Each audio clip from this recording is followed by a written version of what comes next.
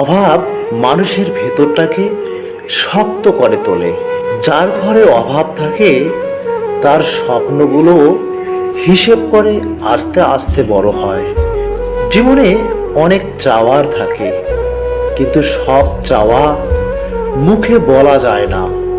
অভাব শেখায় কিছু না থাকলেও হাসতে হয়।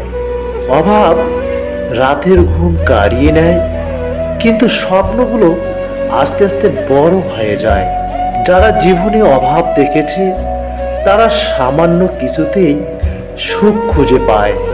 অভাব কখনো মানুষকে ছোট করে না, বরং শেখায় কম থাকলেও জীবন থেমে থাকে না। এটাই বাস্তব।